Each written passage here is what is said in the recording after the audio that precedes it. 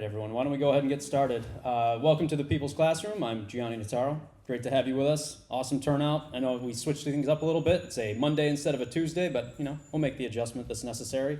But I'm really excited about tonight's class and lesson. We're going to cover the U.S. Civil War and the failures of the Reconstruction Era. So a pretty pivotal time period, to say the least. So I think you're going to take quite a bit away from it with some real deep connections to today, because I think there are some really important parallels that I'm going to point out for you. So just a quick breakdown of exactly what we're going to cover for today. Obviously, it's a huge topic. There's a lot to it. So the first half of class today, we're going to go through the causes and major events of the U.S. Civil War. Then we'll take a 10-minute break. And then we'll come back together and go through the failures of Reconstruction and some of those connections to today that I really want to try to highlight for everyone. And then if we have time at the end, any questions that you have, I'd love to be able to discuss with you, any questions that pop into your head while I'm going through this presentation. But again, just thank you to the other side for hosting me, as always, for the PSL for being here in the back. You can talk to them when we do take a break, but let's get right into it. So what I want to start with is a little opening writing prompt, but this can just be a thinking prompt because I don't have my handouts, so I've already dropped the ball, but that's fine. So I want you to place yourself in this scenario, then I'll have a few questions for you that you can talk about with somebody else or just think about on your own. But I want you to place yourself in this scenario and then try to figure out why in the world am I asking you about this. So let's start with this. A debate has broken out about how to improve the public school system. That sounds like a good debate. We definitely need to fix our public schools. One person argues that the school day and week should be shortened. Sounds like a great idea. I'd be on board with that. Another person argues that teacher pay should be increased and state testing should be reduced. I think both teachers and students would be on board with that. Great idea. Another person decides to chime in and says, all minority children and students with disabilities should be removed from schools, placed in camps, and either executed or enslaved in order to fix the public school system. Huh. That's interesting. So what I want you to think about are these questions.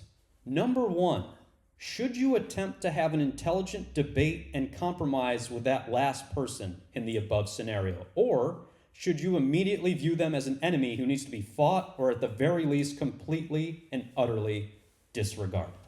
Okay, so if you want to take a second, mull that over. If you'd like to talk about it with somebody next to you, that'd be great. But should you attempt to intelligently engage with that first person, yes or no? What do you think?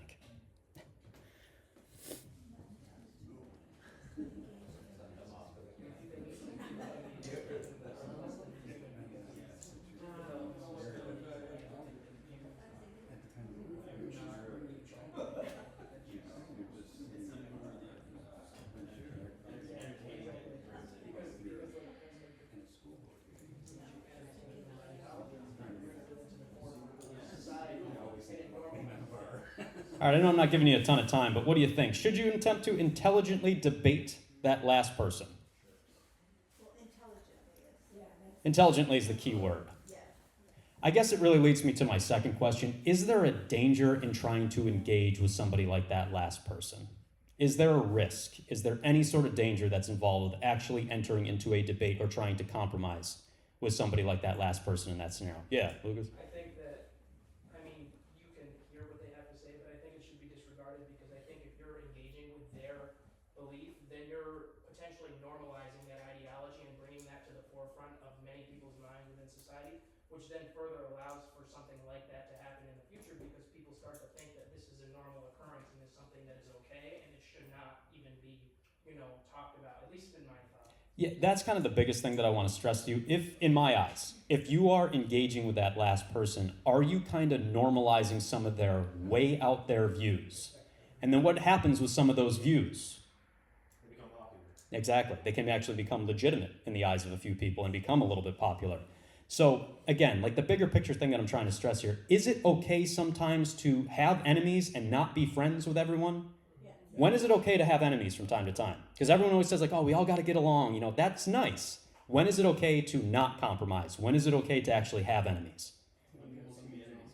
Exactly. When you're talking about what sorts of issues? Human rights, moral issues. Is it one thing to debate your friends about your favorite cereal or your favorite pizza toppings? Yeah, is it another thing to debate about whether or not a person is actually a person? Yeah. Okay, so that's the point that I'm trying to make. Does anybody want to try to connect the dots on this? Why did I ask you this right out of the gates? What's the connection to what we're probably going to be talking about? Yeah, it's the issue of slavery, okay? Was the North always willing to compromise with the South and give in to some of their pretty radical views? So what happens to those views? They're normalized. They become the mainstream. They become accepted. This is my opinion, and you guys can, again, take it any way that you want. To me, those mindsets of what the South was preaching, to me, racism, it's like a cancer. What happens with a cancer if you don't aggressively treat it? It spreads, okay, and it starts to take over. And that, to me, is the biggest thing that I want you to focus on for the entirety of this lesson, is racism's a cancer. And if you don't directly address it, it's going to wreak havoc. It's going to destroy everything. So keep that in mind, and I'll try to connect the dots on some deep connection to today once we go through this entire presentation. So, all right, let's get into some historical context and some of the major causes of the U.S. Civil War. So I'll walk you through just a couple basic things, but if anybody just wants to shout out the answer, go for it. When you think 1820s to the 1860s in United States history, when I say the North, what are maybe some terms that pop into your head? You think in the North, what are you thinking? Industrial, exactly. So very industrial, urbanized, wage labor was kind of the law of the land at the time period. If I say the South, what are some terms that pop into your head instead? Exactly. So rural, agricultural, and chattel slavery being the main mode of development, mode of production in there. Now for the North, I want people to understand this when you're looking at an actual map up here of the North. It took the North until 1804 to officially abolish slavery, but don't give them too much credit. Look closely at the kind of aqua blue up there. Yeah, it was 1804, but what was a little caveat that the North put in there as they were starting to abolish slavery? Gradually. Okay, so it was phased in little by little. It's kind of like how the minimum wage for $15 an hour in New York State is being slowly phased in. So the North wasn't in any big rush to actually abolish slavery. Exactly, which we'll talk about in a sec. So that's something to keep in mind. And the other big thing, and people get a misconception of this all the time, the North might have abolished slavery eventually. How did the North still profit off of slavery, regardless of some of those laws that they put in place? Yeah. Okay, so if you look at this, I love this cartoon. I think it does a pretty good job of breaking it all down up here. What is the agreement between the southern plantations and northern industry? This was called the Market Revolution. But what is that agreement? What is the deal that was struck between the North and the South? You give us the supplies, we'll make the product. Exactly. So down south, could the South do a whole lot with some of their raw cotton and materials? No, so what do they have to do? Ship it to the North, okay? And the North's going to manufacture it, and that way everybody ultimately profits off of the back of enslaved people. So that's important to keep in mind. The North, was it some beautiful utopian place where everybody got along up here? No, okay, there was deep connections with the South, and northern industry was greatly profiting off the back of enslaved labor during this time period. So always keep that in mind as well. And Wall Street was up here. Oh, of course, so they're going to take full advantage of that without question. So just a few more basics for the plantation South in particular. One of the things that really ramped up the amount of enslaved people inside of the United States was the development of the cotton gin by Eli Whitney. Once more cotton was being produced than ever before, you saw the amount of enslaved people fly through the roof. So you look at this graph that I have from 1790 to 1860, you see the blue line is the number of slaves that were brought into the United States. Once the cotton gin really became, a major staple down south, they needed more enslaved people and really ramped up those numbers to the extent that you're seeing up here in particular. And then I don't need to really explain this in a ton of detail for people, but hey, was the life of an enslaved person basically pure hell? Yeah, so let me walk you through. The Middle Passage was the horrific journey that enslaved people took across the Atlantic Ocean to get here in the first place. The conditions were horrendous. And then you get to slave auctions. And you look at some of the pictures of what a slave auction looked like. What is some of the heartbreaking things that would take place at slave auctions once these people actually arrived here? Separation of families. Okay, so just families being completely ripped apart. No consideration given to families staying together in any way, shape, or form. And you look at an image like this. I mean, how young are these people being sold off into slavery? Children, infants, essentially. So it was a grotesque system, to say the least. And then if you look at some of the advertisements for slave auctions, look at some of the terminology for this, this poster that's up here. How are these people being viewed? What are some terms that you can pick out that tells you how these people are actually being treated? Prime and healthy. Yeah, prime and healthy. Okay. Livestock. Like livestock. Okay, exactly right. So slave auctions were atrocious, and then life on the plantation was brutal. I think most of you know this, but I just want to make sure we're on the same page. What were like the two types of jobs that you could have on a typical plantation? There was two like versions of slavery, essentially. But exactly. So there was the house slaves, and what was their primary job? Cooking, cleaning. Yeah, exactly. So obviously taking care of the house and also taking care of like the children in particular. And then what was the other? And field slaves. They were also making more slaves. Absolutely, which is just trying to produce as much as possible and keep that supply of labor coming en masse. Now, do you understand the darker reason why they divided them up in this way between house slaves and field slaves? It goes a little bit deeper than you might think. Why did they do this? That's it. Okay, because what was your ultimate goal as a field slave? What did you hope maybe one day would happen? You'd be a house slave. Instead of thinking about what? Freedom, your emancipation. Okay, so is that kind of divide and conquer strategy, which you always see all throughout U.S. history. So always keep that in mind, and Malcolm X has a great speech about house slaves and field slaves, which is fascinating, but let me jump through a few of these other things, because obviously we've talked a little about this in previous classes. But let's talk about the abolitionist movement that eventually popped up. If you had any sort of moral compass whatsoever at this point in time, you were definitely somebody that was going to try to, fight to abolish slavery, at least in some way, shape, or form. So this movement really started with a small group of people and eventually started to grow, little by little. But I love some of the imagery that the abolitionists used during the time period. It's a very simple argument, but if you can read what it says up here on this graphic, what is the simple argument that abolitionists were making? Solidarity and humanity. I'm just a person just like you, so trying to appeal to just the moral senses of people is what they tried to shoot for. They held, public speeches. They were targeted at these public speeches.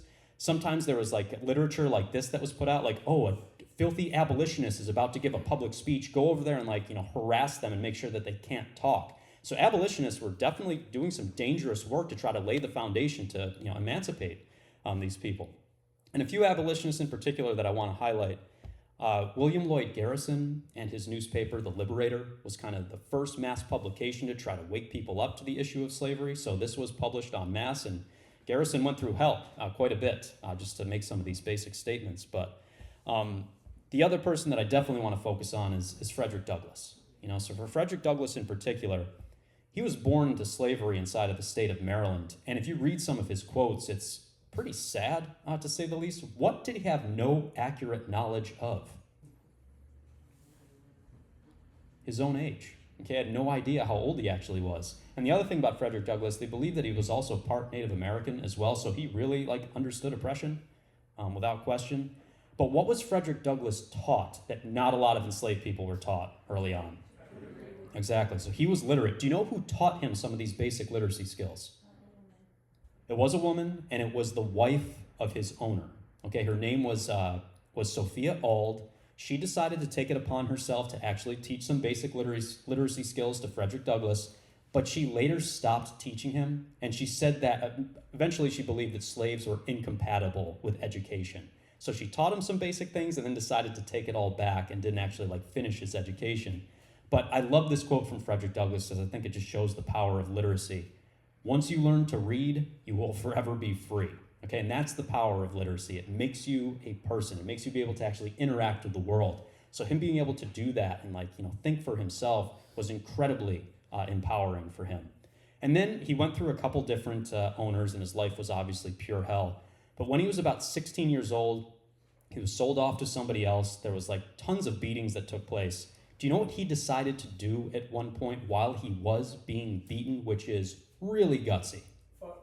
He fought back. Okay, and he beat the crap out of his slave master, which is awesome. But also super risky. What could have easily happened to him after this? He could have gotten killed. Do you know why he was not put to death? Why his slave master decided not to do that? He probably could have, but he didn't.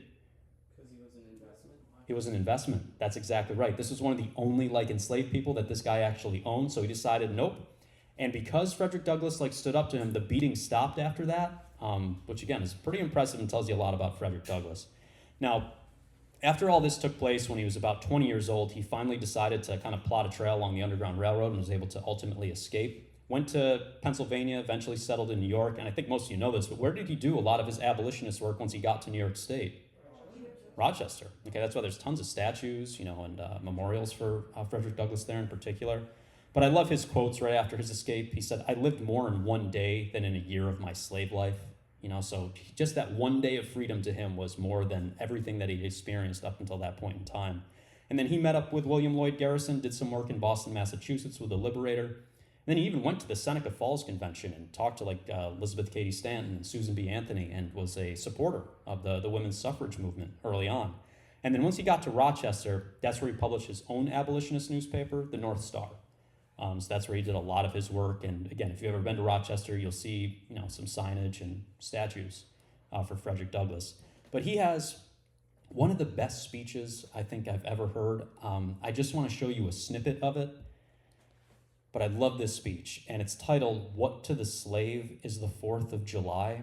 If you want to just take a second and scan that over, there's more to it than this, but I just wanted to give you a little excerpt. What is Frederick Douglass, I think, expertly pointing out in this speech? American hypocrisy. Hypocrisy. Okay, the 4th of July, what is the 4th of July to an enslaved person? Nothing. It's a joke. What freedom are you talking about? We're not free. So it just really goes to the deep hypocrisy of the United States. So, and then just the last thing, a little trivia question for you. Frederick Douglass never smiled in any of his pictures. Do you know why? It was not because of that. No. It's actually a really deep thinking reason of why he decided not to smile. It was a conscious decision. It was really smart. It's for a specific reason. That's it. There was a myth down south that enslaved people were so happy. It was the myth of the happy slave. So why did he not smile? I'm not happy. Okay, that's it. I don't want to give off that impression that I'm happy or that my people are happy. That's a joke. So that's why he decided consciously to not smile in any of his pictures, which I thought is kind of fascinating.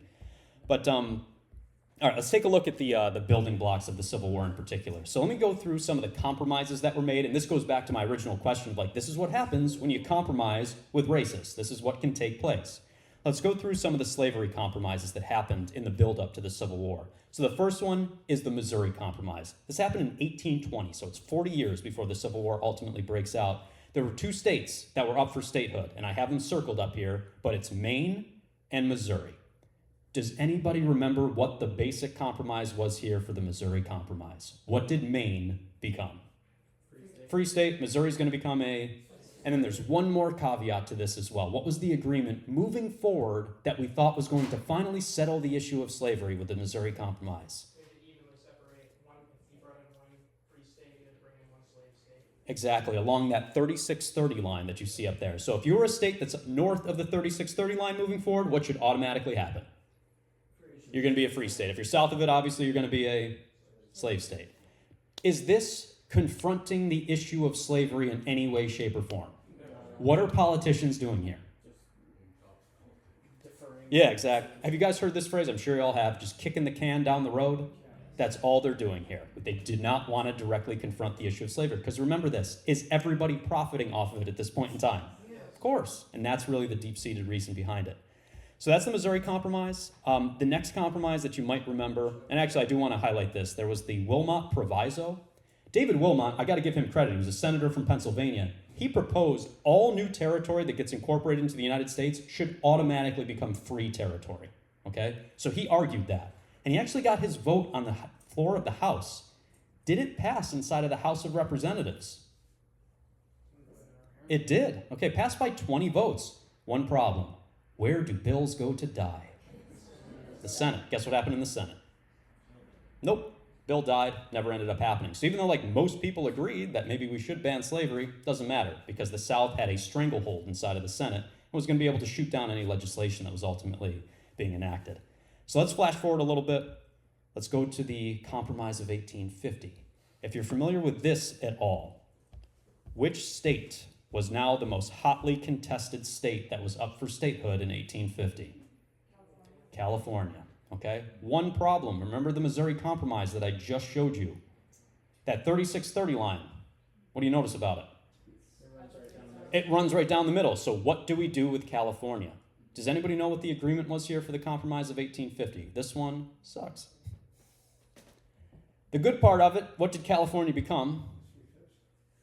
It became an entirely free state. Is the South going to be upset about that? So we got to kowtow to the South. What are we going to do? What are we going to give them then in return? So California becomes a free state. The 3/5 compromise. It's not the 3/5 compromise, no.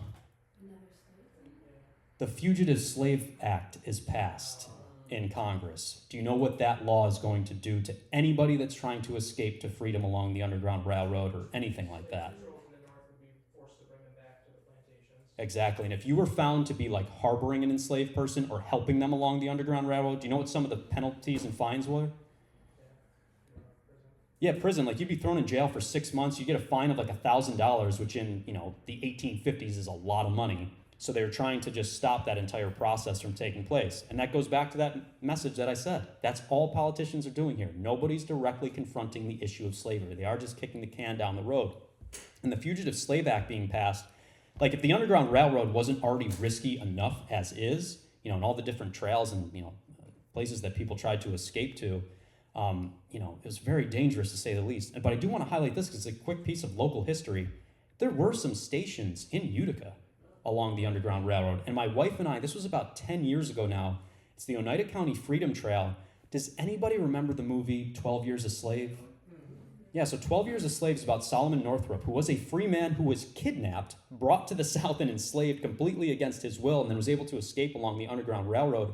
He actually used the Underground Railroad and made a stop in Utica on his way back to freedom, and that's what this walking tour highlighted, which was really kind of amazing to see. But it shows, we have some connections here to the Underground Railroad ourselves, right inside of our city, which was really nice. So those are some pictures of my wife and I on the walking tour. That was cool to see. But, for the Underground Railroad, it was very risky. There were slave catchers that were constantly out there trying to bring these people back to enslavement, and they went through a really difficult time.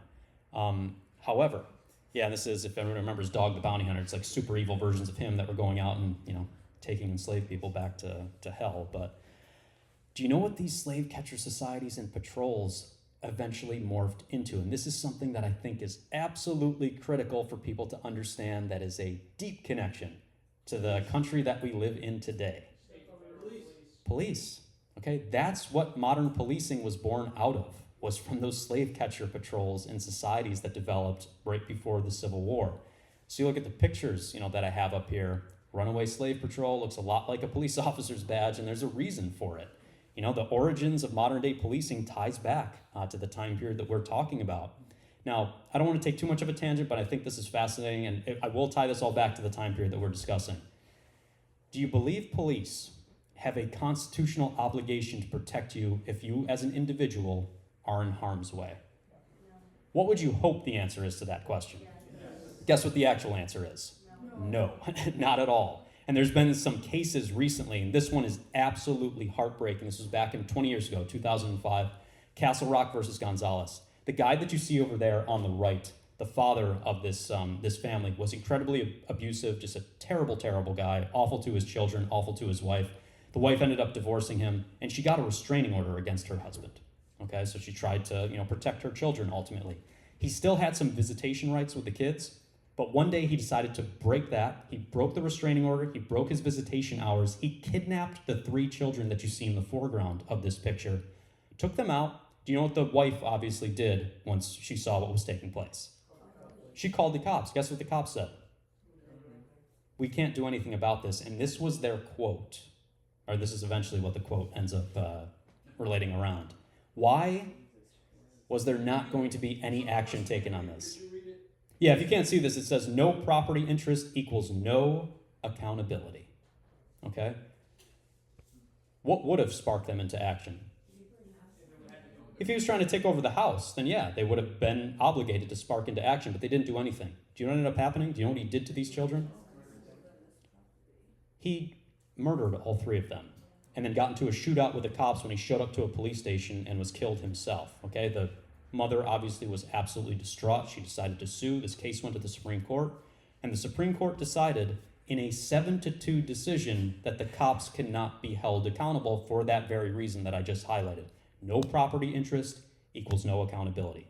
Basically what it leads to is a term that I think at least some people are familiar with. The cops have qualified immunity.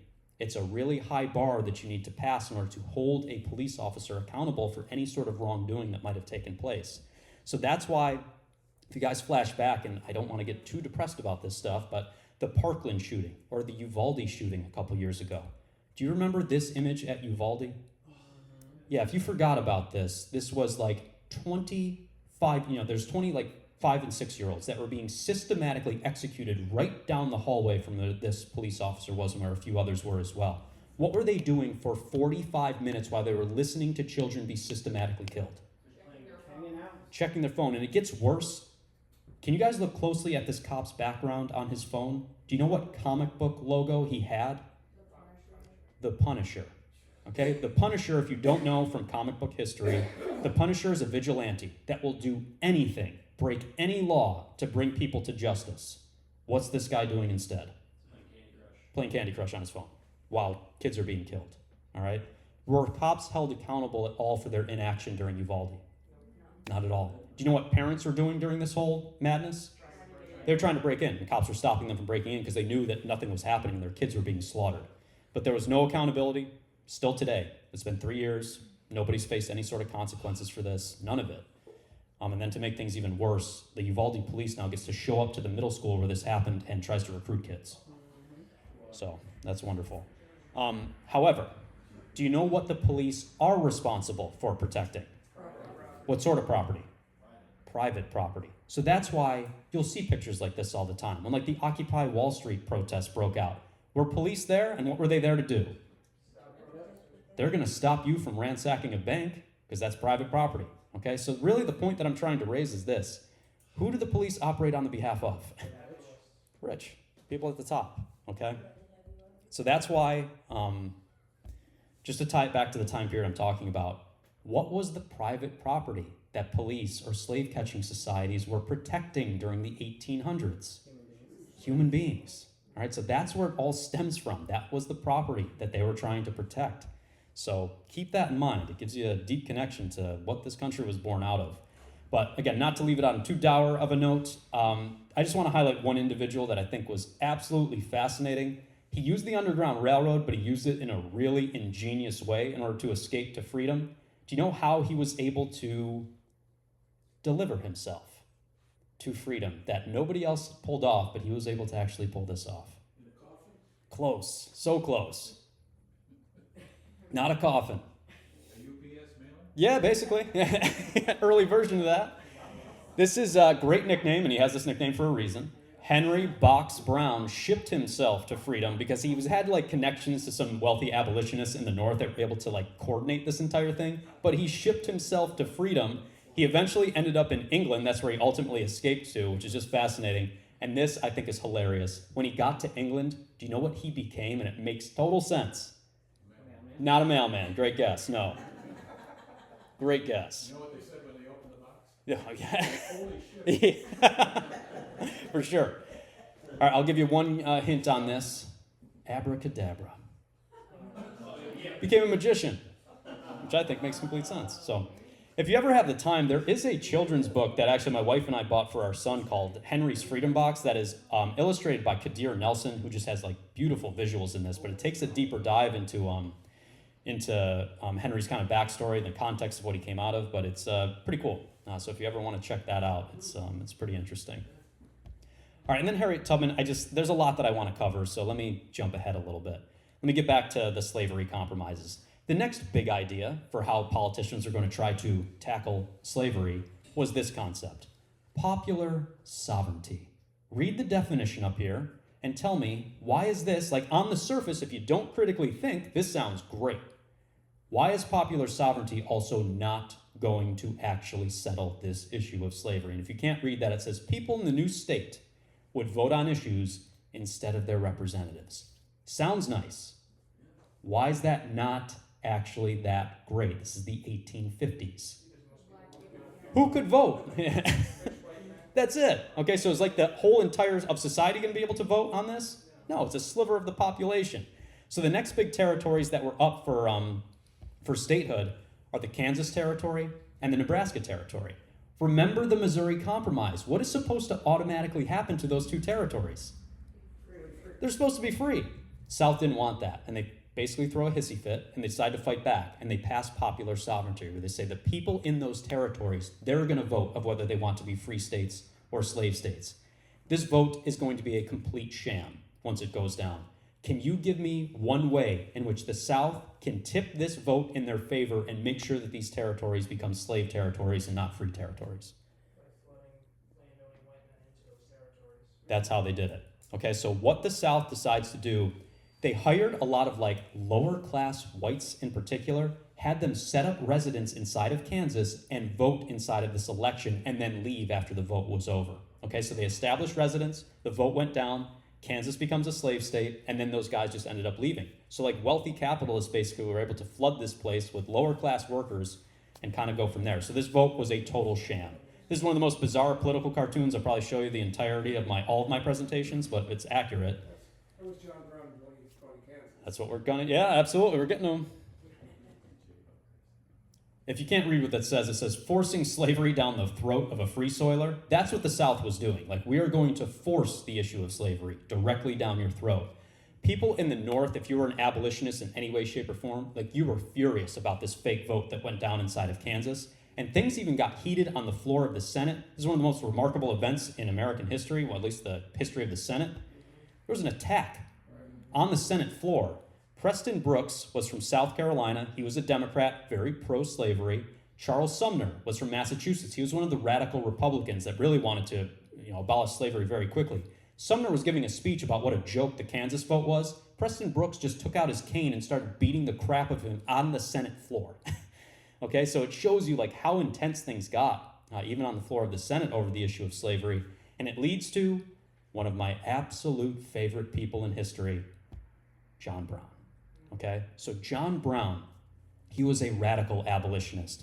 He lived in Kansas during this time period, and he was furious about the fake vote that went down because, Kansas is going to become a slave territory. And that's where he has this quote, which I think you'll understand the basics of now, but these men are all talk. What is needed is action. Action. Okay? Who is he directly calling out here?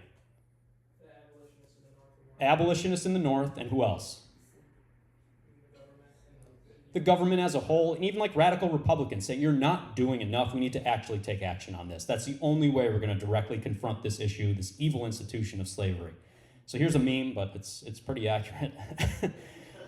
Other abolitionists are just like, oh, please stop. We need to compensate them in order to free people. And John Brown is saying, no, my body is a weapon, and I need to go out and do whatever I possibly can to actually free as many people as possible. So what John Brown decides to do across Kansas during this time period, he knows politicians are not going to do it. He knows most abolitionists, they can give a good speech. That's not going to cut it.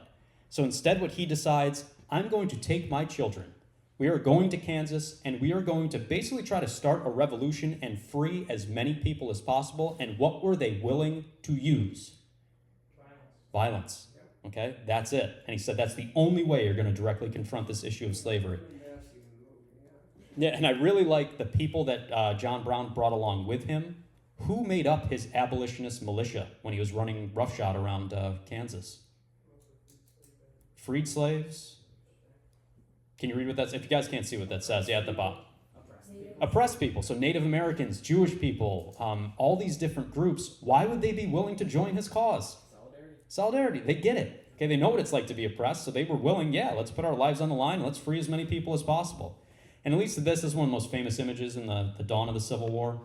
It's the Bleeding Kansas time period. So basically, if you're not familiar with this is in 1854. It's a mini Civil War before the actual Civil War breaks out. So John Brown, there was pro-slavery militias that eventually showed up to try to fight back against John Brown and his anti-slavery militia. And it was showing that the country was right on the brink of an actual Civil War, 6 years before it actually broke out. But do you know what kind of sparked John Brown in his early life to take this much more radical stance on abolition and say, talk is cheap. We got to take action on this. Do you know what he witnessed when he was 12 years old that's going to have a major impact on a child? It's even worse than that. He saw a fellow 12-year-old boy be beaten with a shovel, an enslaved child, when he was young. And that was made him realize there's no speaking out against this. You need to actually take direct action. So he witnessed that when he was a kid of a fellow child, being beaten to death essentially. And that totally changed his outlook on life. Now, one of the more fascinating things about how John Brown was able to actually start Bleeding Kansas and fight back against this stuff, Do you know how he acquired a lot of the guns in order to actually like arm his militia and free as many people as possible? Garrett Smith. Yeah, so does everybody know the name, if I just say it, Harriet Beecher Stowe? Do you know what novel Harriet Beecher Stowe wrote? Uncle Tom's Cabin. Harriet Beecher Stowe's brother was Henry Ward Beecher. He was a radical abolitionist in the North that had some really good connections. He funneled weapons into John Brown illegally inside of Kansas. How did he mask the weapons so that John Brown and his militia could get their hands on this stuff? This is brilliant. Bibles, they were called Beecher's Bibles. So he made these shipments. On the top, it was all these Bibles. What was hidden below the Bibles? All these guns and stuff. So that's how like John Brown got all this stuff. Some of the radical abolitionists were able to actually supply him with a few of these things. So they were called Beecher's Bibles. And that's what his rifles eventually became known as. So that's how they were able to supply all this stuff. But then to get back to some actual historical events, one of the most pivotal Supreme Court cases happens right on the dawn of the Civil War. Dred Scott versus Sanford. Okay, if you're not familiar with this is a basic case, but a very pivotal case. Dred Scott was an enslaved person. Do you know where he was brought at one point in his life? Just which region of the country? He was brought to the north. His master died while he was in the north. What did he think should happen to him? He should be freed. And he actually got his case all the way in front of the Supreme Court. And the Supreme Court had to decide, is Dred Scott actually a free person or is he a piece of property? Do you know which way they voted? The latter, obviously. So this was, and I'll read this for you real quick, but Roger Taney was the Chief Justice of the Supreme Court, and this is what he ruled. He's going to rule against Dred Scott and say, no, he's not free. And this is why. He says that black people, and I quote, are an inferior order and altogether unfit to associate with the white race. Blacks had no rights which the white man was bound to respect, and that the Negro might justly and lawfully be reduced to slavery for his benefit. He was bought and sold and treated as an ordinary article of merchandise and trafficked whenever profit could be made from it. So it's even worse than you think. He's saying that like African Americans are actually just what? They're just property, and they should be sold like a chair should be sold. No different. And remember, this is not some random racist saying this down south. Who is now saying this? This is the Supreme Court. Okay, so now this becomes the law of the land. And then to make things worse, and this was a 7-2 ruling, so it wasn't even close. And then that's what the ruling is. Slaves are property. They're not people. The other issue is it also nullified the Missouri Compromise, and it basically said that Congress can no longer touch the issue of slavery, so it's out of Congress's hands. The Supreme Court has just sided with racists and with slave owners. What's the last branch of government that could actually tackle this issue now? So Congress is out. The Supreme Court sided with racists. Who's left? The presidency, the executive branch. Does anybody know? This is a tough one. Who was the president before Lincoln? Buchanan. Yeah, exactly. So James Buchanan. Guess which way Buchanan sides with? The South. You can read his quote up here. It's pretty straightforward. The slaves were brought into the territory under the Constitution and are now the property of their masters. This point has been decided by the highest judicial tribunal.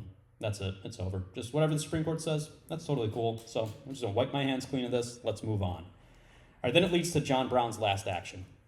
Okay, so to get back to my main man here. So for John Brown, his final action was this. I want to raid Harper's Ferry. And what sparked him was the Dred Scott decision. Once he saw that Dred Scott decision go down, he knew that he was 100% correct. You are not going to vote this away. There's no way to actually tackle this except for direct action.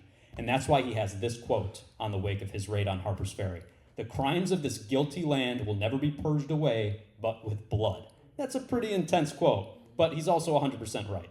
So what John Brown decides to do is raid Harper's Ferry, which was the largest federal armory in the country. And do you know what his grand plan was? We're going to raid this place, or I was going to take a bunch of guns, and then what did he want to do with all those weapons? Slaves rise up and take them. That's exactly what he wanted. In the foothills of Virginia, he thought enslaved people were going to kind of en masse come to the foothills. I'm going to hand out all these weapons, and what is going to take place? A revolution. Okay, they're going to free themselves with all the guns and weapons that I'm going to supply them. I'm going to train them. I'm going to do everything that I need to do. He was able to get into the armory very easily. Guess how many guards were guarding this place when he raided it? Two. Okay, there was 2 guards. That was it. So he was able to take it over in like the blink of an eye. And I love this image up here, but it's by William H. Johnson, who was a Harlem Renaissance painter, but on a John Brown flight. But that's really what his goal was. I'm wanting to basically give these weapons out to as many people as possible. and that's William H. Johnson who drew that picture. But before he actually did the raid, do you know who John Brown asked for support from to try to galvanize enslaved people, to get the word out so that when he pulled this off, there would be a mass amount of people that did descend on Harper's Ferry? He did ask Frederick Douglass. He asked one more person as well. Think Underground Railroad. Harriet Tubman. Okay, so he asked both. And he was very close friends with Harriet Tubman. And he actually referred to Harriet Tubman as a general, and she referred to him as captain. Do you know why they use those monikers? It makes complete sense. What did they think? They're at war. Yeah, okay, so that's why they use that stuff. So that's why John Brown says General Tubman is one of the best and bravest people on this continent. He really was a huge fan of her. She was very supportive of his raid on Harper's Ferry, but if you read what I have up here, she couldn't go with him because she had just gotten back from a lengthy Underground Railroad journey where she ferried a bunch of people up to Canada, and she felt ill. So she wasn't able to go along with him, but she was very supportive of what he was doing. She was totally on board with it. Then he asked Frederick Douglass. Do you know what Frederick Douglass said? What would you hope Frederick Douglass said? He says no. Okay, so Frederick Douglass declines to actually support John Brown in his raid on Harper's Ferry. Do you know why he did this? Yeah, he wasn't really for violence, and he didn't think that this was going to ultimately work, and he thought there was going to be a huge backlash against it. So they met, and they, definitely traded ideas from time to time, but Frederick Douglass declined John Brown. So the raid goes down, and John Brown, like I said, took over the federal army quite quickly, but he made a critical mistake. He waited too long for more people to show up, and eventually got cornered at Harper's Ferry by federal troops because word started to get out, and they just got trapped inside of Harper's Ferry after a couple days. It gets even more tragic, though. Two of John Brown's sons were shot dead once they started to get into a shootout with some of the federal troops, so it's like children were killed right in front of him. And then do you know who actually arrested John Brown and took him and dragged him right out of the fort? Somebody that we'll talk a little bit more about in a second. Robert E. Lee. Okay, remember, it's in Virginia, and that's where Robert E. Lee was from. And he dragged him right out of there, and then you can see they beat the crap out of John Brown after they had him arrested. John Brown was placed on trial after this. Do you know what his crime was that he was charged with? Treason. Okay, so he was charged with treason. Now, if you look very closely at this picture, do you see where John Brown is? So it says the trial of Captain John Brown. Where was he? He's bedridden in the foreground because they beat the crap out of him so much. Right before his trial took place, he couldn't even stand up. So he was on trial from, a bed. And during his trial, and obviously, what do you think the penalty is going to be if you're found guilty of treason? Execution, it's death. I'll read this for you just in case people can't see it, but this is one of the most, I think, incredible quotes in American history.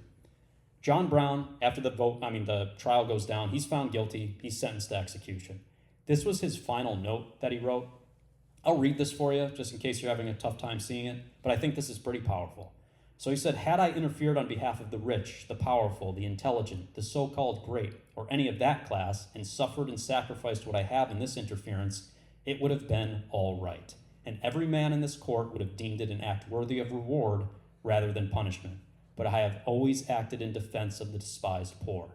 Now if it is deemed necessary that I should forfeit my life for the furtherance of the ends of justice and mingle my blood further with the blood of my children and with the blood of millions in this slave country whose rights are disregarded by wicked, cruel, and unjust enactments, I submit.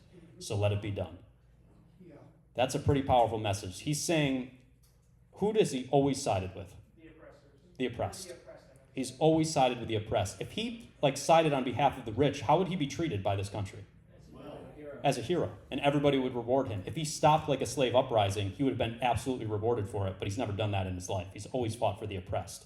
And is he going to pay the ultimate price for taking that side? Yeah. Okay, so John Brown was ultimately executed. And this picture, I think, is one of the most beautiful paintings in American history. But this is him on the way to the gallows, to be hung, to be executed. Why is this picture a pretty powerful image? Even as he's about to die, what is he doing here? Siding with the oppressed. Siding with the oppressed. Okay, so that's by Thomas Hoveden, but that's a beautiful image to say the least. And there is one by William H. Johnson, the Harlem Renaissance painter as well, which I think is also gorgeous. Very dark when you look at the imagery up here, but he has like a halo around John Brown's head in the middle. That's what that's supposed to represent.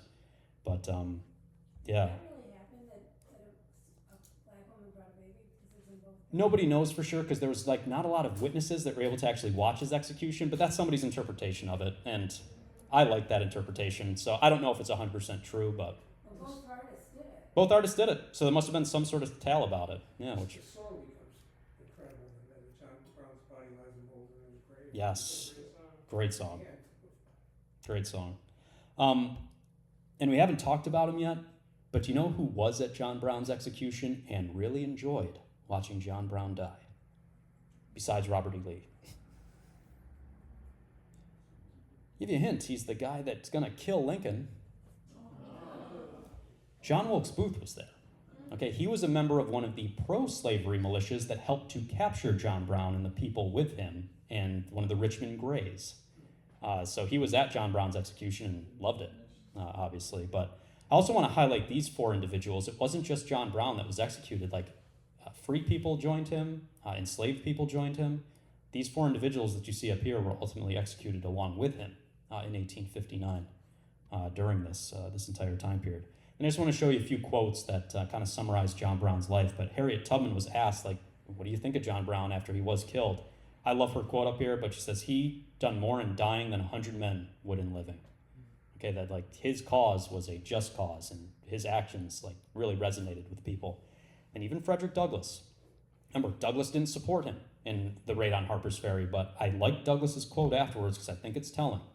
But he says, his zeal in the cause for freedom was infinitely superior to mine.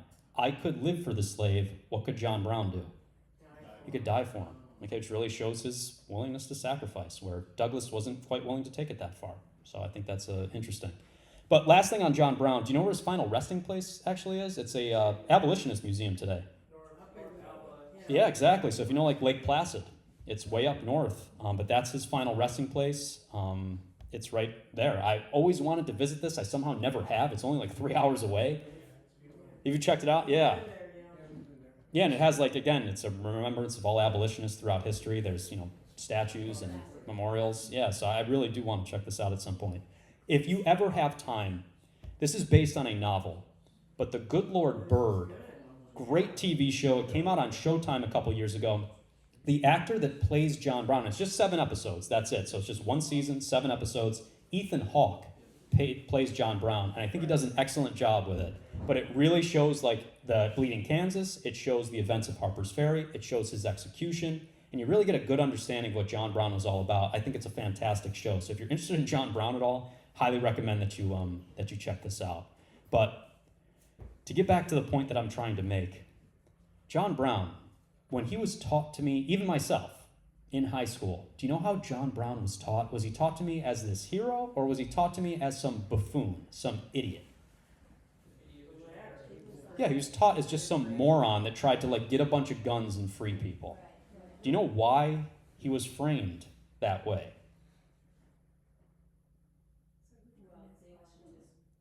Because his actions were extremely compelling. Exactly. And what ideas do they not want to plant in the minds of anybody else? that violence is needed to break those systemic racist ideologies. That's it. And do you also know how John Brown was like pitched to African Americans afterwards as well? As like an incompetent person. Okay, so don't get any ideas from him. So his ideas were like tried to be suppressed, tried to be shut down, even after he died. But there was Malcolm X, who eventually spoke like, hey, if you want to be an ally to like the cause of the civil rights movement, be more like John Brown. Okay, so that's Malcolm X speaking. And then I do want to show you this because I think it's fascinating.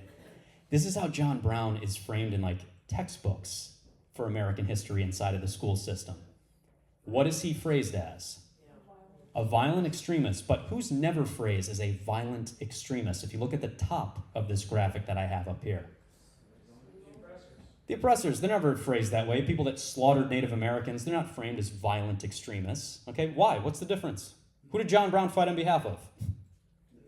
The people, the poor. And who do that other group fight on behalf of? The rich. That's it. Oppression has become so extreme that to oppose oppression is to be an extremist. You got it. Okay, so I like this meme. It's my opinion, but take it or leave. John Brown, I don't think he did anything wrong. All right. Last thing that I'll go through, then we'll take a quick break, is I just want to highlight a couple more quick events for the Civil War. So just stick with me. We'll take a break in a sec up here. But I just want to highlight Lincoln really quick. The Lincoln-Douglas debates. So this is how Lincoln made a name for himself before he was actually elected president. He was up to run and win a Senate seat inside of the state of Illinois in 1859. So Lincoln was a Republican. He was taking on a Democrat who was Stephen Douglas. And they held these like legendary debates in order to basically debate the issue of slavery and a whole host of other things as well. And these debates, like I said, lasted quite a bit of time. But I want to show you a couple quotes here from Lincoln that might kind of blow up your conceptions of what you think of Lincoln in particular. So this is during those Lincoln-Douglas debates. If you read this up here, just take a second. You don't have to read the entire thing, but if you can quickly scan it over, what's something that Lincoln's saying here that you wouldn't really expect out of what most people think when they hear the name Abraham Lincoln? He's still a racist. He was very wishy-washy on rights for African Americans and He was a racist. He was a racist. Yeah, I mean, to put it as bluntly as possible, he absolutely was. Because a lot of people forget this. Lincoln, and again, I'll jump ahead here a little bit. Lincoln was a member, or at least a supporter, of the American Colonization Society. He was anti-slavery, which is nice, but he was not for equal rights for African Americans. He thought that they were incompatible with American culture and American society. What the American Colonization Society wanted was to actually send African people where? Back to Africa. Yeah, to colonies and also to like Liberia. Yeah, and Liberia in particular. Haiti, too. Yes, absolutely. So those areas, that's what Lincoln was really all about. So yes, he was anti-slavery, but he was not like pro-human rights necessarily. So keep that in mind. It'll come back up in a second. But after Lincoln's election, he eventually wins. He lost the Illinois seat to Stephen Douglas. So he lost that Senate race, but he made a name for himself on the national stage. He runs for the presidency in 1860. He wins. He didn't win a single vote in the South, or a single state in the South, but Lincoln ends up winning the presidency. What does the South decide to do after this? They seceded, okay? But if you really think about it, did the South have much to worry about with Lincoln? No, because Lincoln's main goal was like to preserve the Union more than anything else, and he didn't even really care about the issue of slavery. And he has a quote, and I skipped over it, but he says, if I could preserve the Union by saving all the slaves, I would do it. If I could preserve the Union by saving none of the slaves, I would do that as well. So whatever I got to do to keep the country together, I'm going to do that instead. So like morally, Lincoln was not really on par with some of the other people that we've been talking about that were abolitionists. Regardless, the South ends up seceding, after this moment in time. There's a progression to it. But I'll show you, I'll jump ahead a little bit and show you this. So the Confederacy forms. Okay, and they decide to form their own government. They think that, Lincoln's going to abolish slavery in like the blink of an eye, so they decide to secede. They form the Confederacy, the Confederate States of America. They create their own presidency. They create their own constitution, their own houses of Congress, ultimately. Do you know who the president of the Confederacy was? Yeah, so Jefferson Davis becomes the head of the Confederacy, and they create a constitution. And I really want to clarify this, and you'd still be surprised how many people believe this stuff today, but they write their own constitution. Based on your prior knowledge, was the Civil War fought over the issue of slavery or over the issue of states' rights? What do most people in this country still think? States' rights. You still hear that all the time, which is absolutely insane to me once you actually read what the Confederacy was all about. So I'm going to show you this speech. This is from Alexander Stephens. He was the vice president of the Confederacy.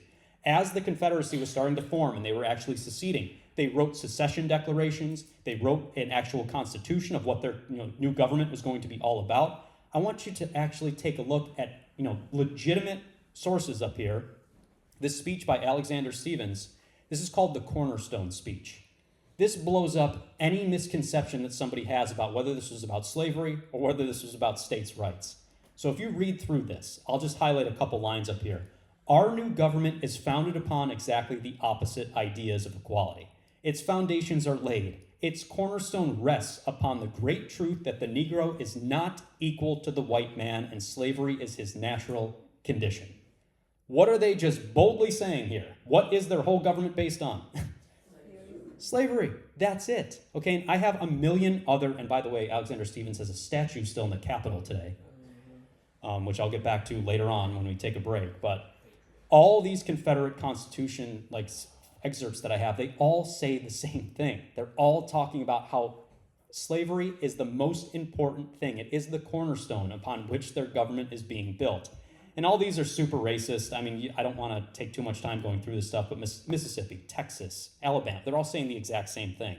So anyone that argues, well, no, the Civil War was really just about states' rights, who do you think constructed that myth after the Civil War was over? Who came up with that? The South. Why would the South come up with that? Exactly. It's just denial. They don't want to accept what? The truth of what this war was actually all about. One more myth that I want to blow up for you. Robert E. Lee. Okay?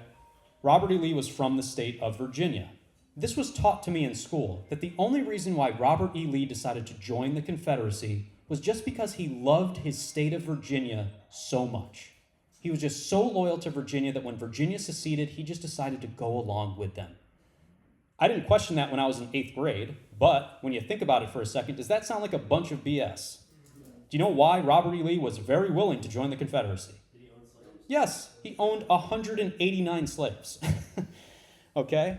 So if you walk through this, you can read some of General Lee's actual statements up here, but he says, slavery is a greater evil to the white man than to the black race. Okay, so stuff like this. So that myth of, oh yeah, Robert E. Lee, just so loyal to Virginia, what a great guy. That's all garbage. It's all stuff that was constructed after the Civil War was over to make the South not look as bad. Okay, so like I said, you still ask people about this stuff today. They're like, oh no, it's about states' rights. That's why my job as a history teacher, if you just critically think for a second, it's about states' rights. It was about a state's right to do what? Enslave people. Okay, so always keep that in mind. If you ever hear somebody preaching that the Civil War was actually about states' rights, you can very easily claim that they know nothing about history and directly challenge them, because that is a bunch of garbage. It was about slavery. There's no two ways about it. So just please keep that in mind. And then a few other just quick events for the Civil War. I do want to highlight this because this will come back up when we cover the Reconstruction Era. Some of the prison camps that developed during the Civil War were absolutely horrific, especially down south. And I want to highlight this one in Georgia in particular, the Andersonville prison camp. This was run by the Confederacy. They would capture Union troops, place them inside of Andersonville, inside of Georgia. 13,000 Union prisoners died of disease and starvation here. This is what the prisoners looked like inside of Andersonville. What does it remind you of? It's like the Holocaust. Okay, they were not provided with basic necessities, just clothing, shelter, food, you name it. Is that a war crime? Yeah, like you have to provide the basics for people even after they surrender to you, and you need to provide them that stuff. They didn't do that. You don't have to read the entire thing up here, but Captain Henry Wirz was the person that was in charge of the Confederate prison camp down in Andersonville. And if you read through some of this stuff, he was not giving people rations. There was sewage all over the place. Basically just filth constantly, not providing them with basic stuff. Lice was all over the place. Vermin were running rampant, and he did absolutely nothing about it. And even himself, he personally tortured prisoners. He personally executed prisoners. He did all this stuff. Thankfully, do you know what happened to Henry Wirz after the Civil War was over? He was actually held accountable. Do you know what his punishment was? He was executed, okay, because he was found guilty of all these horrific war crimes ultimately. And Walt Whitman, the legendary poet, has a quote about Henry Wirz in the wake of all this. He said, there are crimes that can be forgiven, and then there's this. So that's how extreme all this stuff was inside of the Andersonville prison.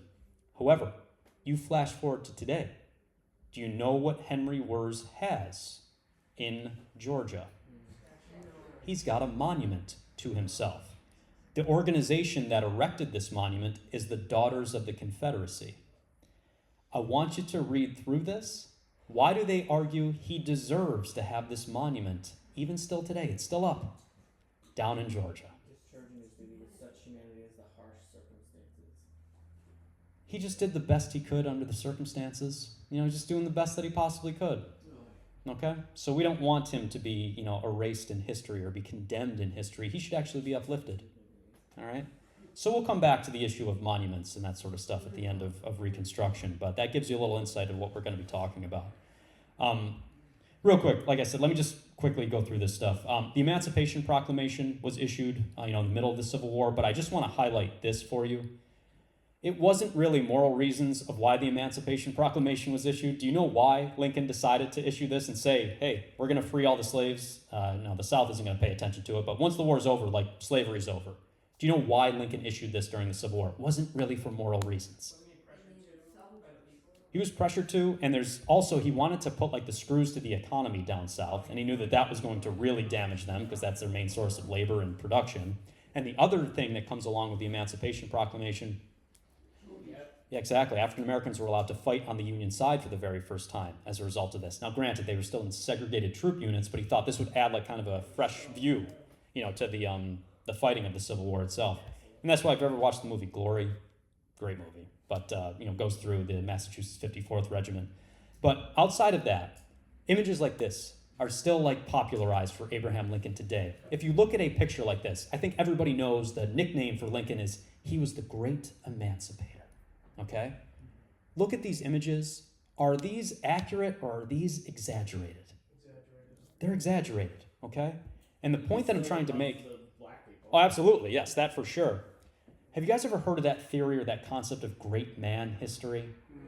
It's a type of history that I absolutely cannot stand. And what it argues, if you're not familiar with it, is that like what grinds the wheels of history, what actually greases the wheels of history, I should say, are just a few great men. Their will alone, their actions. That's what causes change all throughout history. Tolstoy really fought that. Yes. He pushed against it and says the people always push those leaders. It's the people on the bottom. Yeah. And that's exactly what my question is. Why is great man history kind of a dangerous way to study history? What are you doing to the work of everyone else? You're erasing it. Do you know why this is pitched so much? And you get this a lot, like even in my social studies curriculums, you get a lot of great man history. Why is that pitched? I think that's part of it a lot, at least through American history, a lot of those people are white men, and it glorifies white men, which reinforces this belief of white supremacy and that these great white men are the reason that we have all these changes in our society today. Definitely. It also erases the power of the working class because they're the ones that are actually doing the dirty work and the labor. How does it make you feel as an individual then?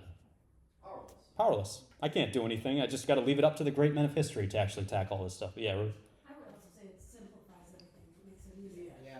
it does. And it makes it so simple that anyone can understand this. But what does it do to the work of John Brown? What does it do to the work of Frederick Douglass? Contradicts it. It erases it. It just says, well, Lincoln was just the one that did all this stuff. So great man history allows politicians to take all the credit for something that, like, the foundation was actually laid by all these other people that pushed Lincoln to eventually get to that point. So that's why I can't stand that. And I always try to push back against that, in American history in particular.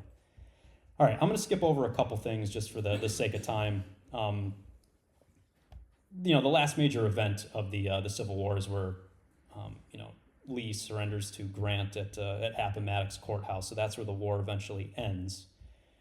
And Juneteenth, I think most people are familiar with, so I'll skip over that as well. But just to set up what we're going to talk about, in the wake of the Civil War amendments were passed. Okay, so the 13th, 14th, and 15th Amendments.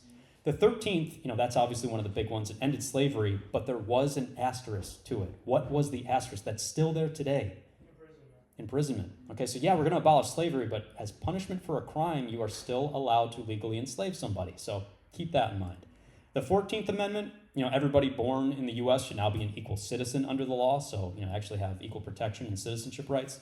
And the 15th, granted African-American men the right to vote as well. So do these sound like wonderful amendments? Mm-hmm. Yeah. Okay, but what does the North need to do now moving forward? They compromise with the South during Reconstruction. Yeah, so they have to actually follow through on this stuff in order to enforce those laws. Okay, so, all right, why don't we take a break for about 10 minutes, and then we'll come back and really get into what I really want to discuss, which is the failures of Reconstruction. So that's kind of the setup to the big point that I'm really trying to drive home here at the end. So if we can take a break for about 10 minutes, we'll come back and finish up with the Reconstruction era. So I appreciate you sticking with me. So let's go through one of the most pivotal time periods in American history, the Reconstruction era. I'll start it off with another meme for you, but I think this is one of the most accurate memes of all time. So what this is arguing, ending Reconstruction early, what has it led to? Most of America's problems today. Like, we botched this time period so bad that you can absolutely feel the ramifications of it in today's United States. So let's go through some of the basics. And I'll start with some positive stuff, a lot of negative stuff, which I'll get to in a second. But after the Civil War was over, so this was like right before Lincoln was actually assassinated. I'm not going to cover the Lincoln assassination. You know, it's a fascinating assassination, but I'm going to disregard that because there's more important things that I actually want to focus on. But after the Civil War was over, Lincoln had to figure out, how am I going to try to put the country back together? So he proposed this. It was called his 10% plan. And this was what the idea was.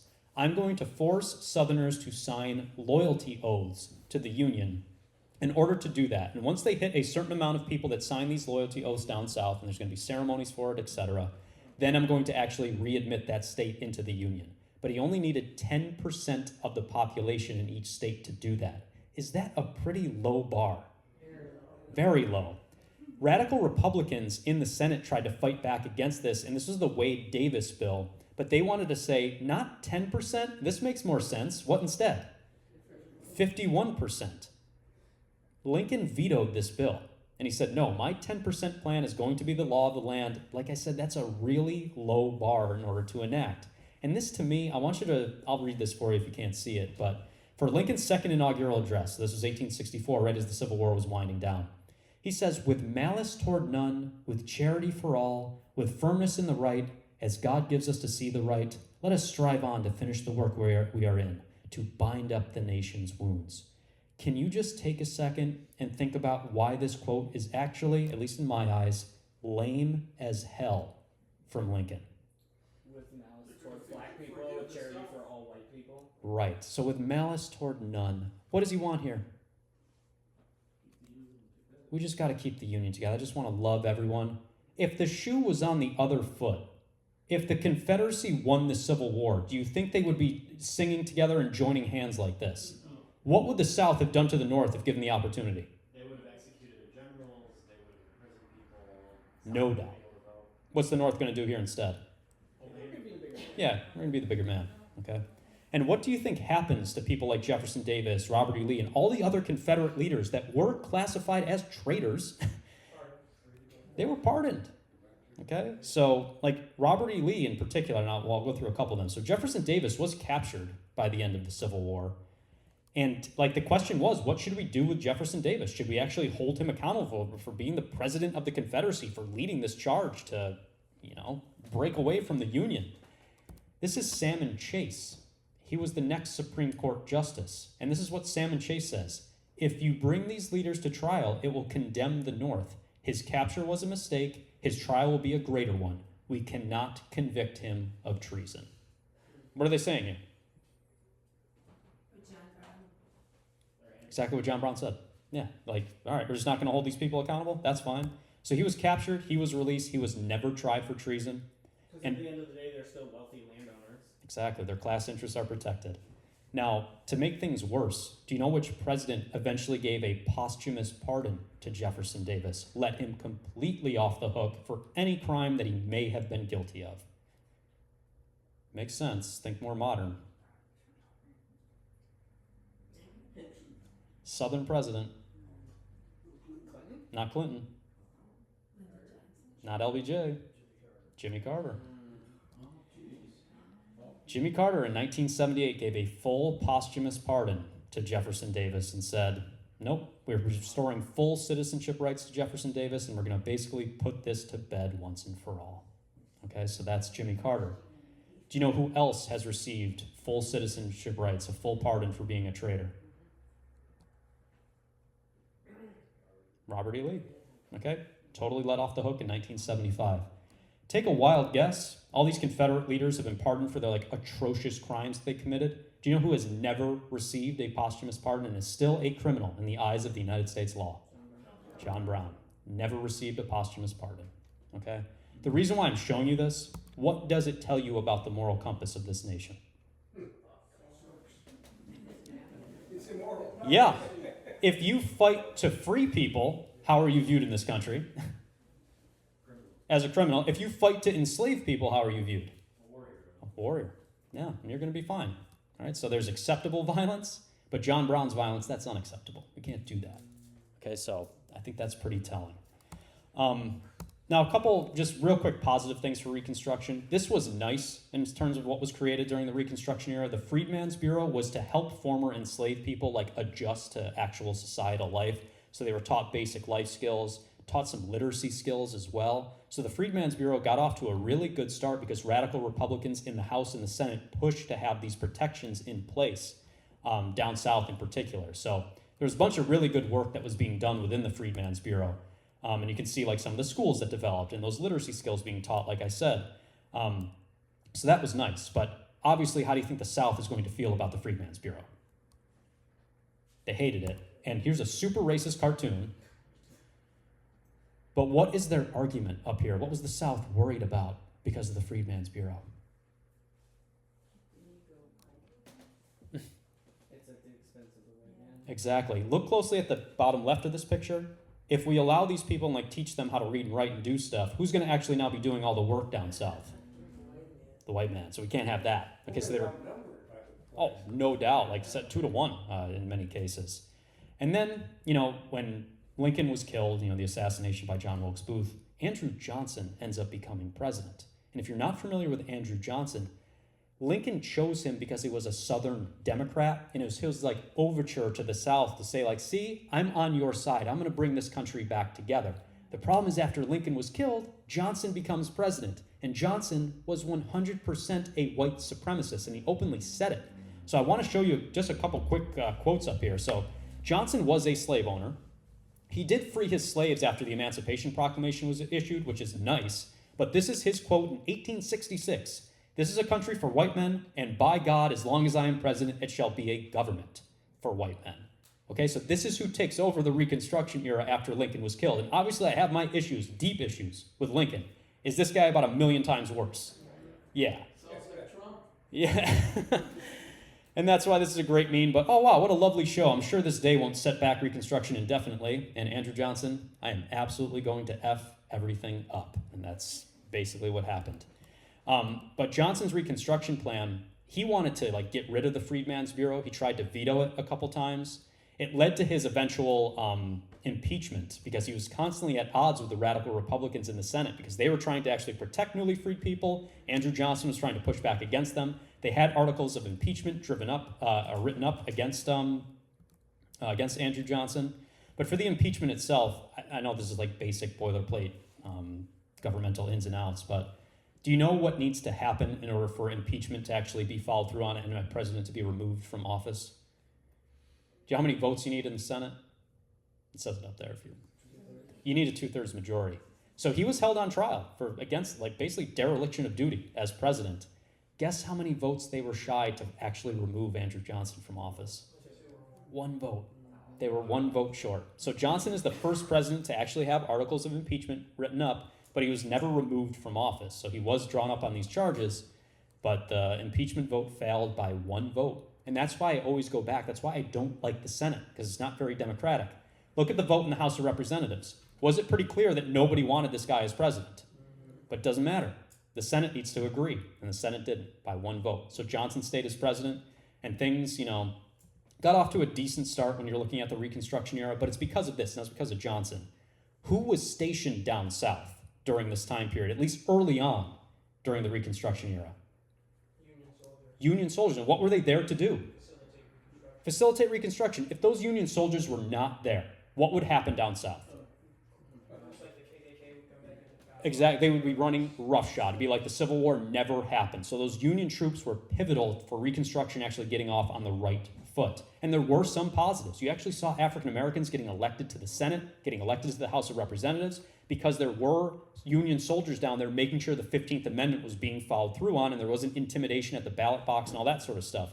And this, I think, is awesome. Hiram Revels won the Senate seat that Jefferson Davis used to have in Mississippi. Okay, so the president of the Confederacy was replaced by an African-American man, which I think is pretty cool.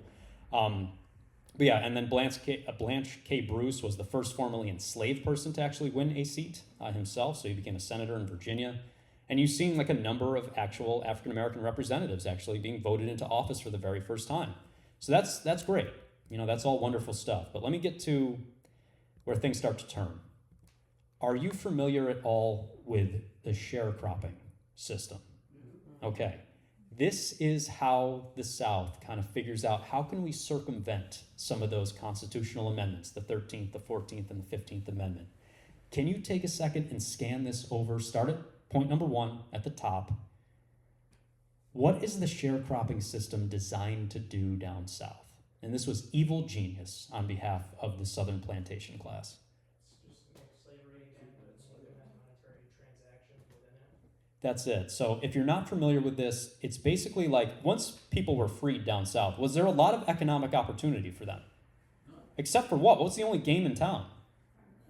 Agriculture. I got to go back to the plantation that I was just a slave at, and so former slave owners are going to take full advantage of that. So the way that sharecropping works, basically you had to buy everything in order to actually farm on this piece of land from your former slave owner, but they would like jack up the rates and the interest rates and all that stuff. So they're not going to physically shackle anybody anymore. How can they kind of re-enslave and control them though in a different way? Financially shackle them. They have to pay now. Okay, so they're going to bury them in debt. Is debt a form of servitude in a way? Yeah. Okay, so that's what the sharecropping system was designed to do. So that's why my name for it, it's slavery, but without what? Without the shackles, without the chains. It's just a different way to enslave somebody ultimately. So that's the sharecropping system. And these contracts that were written up were super confusing, very difficult to actually dissect. And former slave owners would kind of, present these to newly freed people. They couldn't necessarily understand what they were about. They'd have all these hidden clauses in them that just made life pure hell and slowly, buried them in debt that they'd never be able to get out of. So they were completely beholden to this former slave owner once again. And that's why I have this stat up here of about 85% of African Americans were illiterate in 1870. So of course they're going to take full advantage of that and abuse them with some of these sharecropping contracts. And this was really the dominant economic system down south. So you're looking at different pockets where 80% of people were sharecroppers down south. Okay? And I want to show you this. I mean, it's another stupid meme, but the 13th Amendment was supposed to get rid of slavery, and instead sharecropping pops up in its place. So it's just a way, like I said, to circumvent the 13th Amendment. And that's why this graph should make complete sense. This shows you wealth inequality by race in the United States right up to last year of 2024. If you can't see the bottom of this, I'll spell it out for you. The average wealth of a white family in this country is around how much money? $122,000. What is the average wealth of an African American family in this country? Yeah, about $1,600. Why does that sadly make complete sense based on what I just showed you?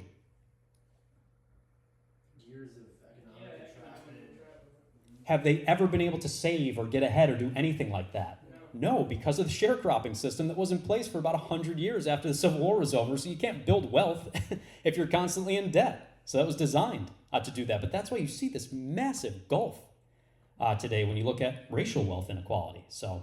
And then remember, this is not that long ago. I don't know if anybody remembers Edward R. Murrow, the legendary CBS muckraking reporter. He had a huge presentation, documentary series called The Harvest of Shame, where he highlighted sharecroppers and what they went through. What year did this come out? 1960. Okay, it's not that long ago. So, this stuff is very much still with us. And then, to make things worse, the KKK eventually forms down south with very little pushback. But the general that was a Confederate general, that is the co-founder of the Ku Klux Klan, was Nathan Bedford Forrest. And Nathan Bedford Forrest committed one of the most horrific atrocities during the Civil War that went completely unpunished. If you're not familiar with this, this was the Fort Pillow Massacre in 1864 down in Tennessee. This was a group of African-American soldiers fighting on behalf of the Union. They lost this battle to Nathan Bedford Forrest and his Confederate troops. They raised the white flag. What is supposed to happen immediately when the other side raises the white flag? You're taken prisoner. Guess what Nathan Bedford Forrest ordered? Executed all of them. Okay, en masse. And it's not me saying this. This is his second in command. This was Confederate Sergeant Achilles V. Clark. You don't have to read through this entire thing, but he basically said Nathan Bedford Forrest is a psychotic maniac who ordered all of us to slaughter these African-American troops without any questions whatsoever. And you can read through some of that stuff, but he's basically saying this was just whole-scale slaughter that was disgusting. I'm, regretful that I actually took part in this. That's how bad it was. You had other Confederates saying this is insane, what took place at Fort Pillow. This is when Lincoln was still alive. How do you think Lincoln reacted to the massacre at Fort Pillow? Yeah, here's his quote afterwards. Lincoln began to write a set of instructions to his military commanders of what to do in response to the massacre, but never finished it because he got distracted by other issues. So, not that big of a deal. There was no accountability for the Fort Pillow massacre, ultimately. And do you know who got really ticked off by Lincoln and the federal government's lack of response to these like clear war crimes? Frederick Douglass. Okay, so Frederick Douglass was ticked. So Lincoln writes to Frederick Douglass after the atrocity at Fort Pillow and says, "If once begun, there would be no telling where retaliation would end." Basically saying, what can't we ever do? We can't retaliate against the South for this. It's just going to lead to this cycle of violence. So let's not do anything about it. What message does that send to the South? Do whatever they want. Okay, so that's why I would like to highlight this stuff for Lincoln. He didn't really care all that much about African Americans at the end of the day. And then, the KKK forms and, intimidation starts to pop up at ballot boxes. The 15th Amendment is not upheld the same way that it originally was. Attacks, horrific lynchings. You look at some of these pictures, it's grotesque to say the least, but besides the obvious violence that you see, what's the other disturbing stuff that you're noticing down south? They're not Smiling. their faces. Yeah, they're enjoying it, so just taking it all in. I had to censor this, but this is what they would also do to intimidate people, so you can see what I censored, but why would they put up an effigy like this? What are they trying to do? If you vote, you're going to die. Okay, so that level of stuff. And then, KKK is still around today. This is more recent. They still have applications that you can still fill out, and if you pay a $30 fee, you can join the Ku Klux Klan. Real easy. Okay, and this is down in Alabama, if you look closely at this depiction up here. But KKK is still real active, across the United States. I remember other hate groups as well, but they still get pretty active, especially on Juneteenth, and especially on Martin Luther King Jr. Day. So they're still out and about, and you look at what happened in Charlottesville back in 2016. You can clearly see the connection up here of neo-Nazis. Oh yeah, that's right. Yeah, I forgot about that. Yep. Yep. And this is my argument for this. Why does this trash continue?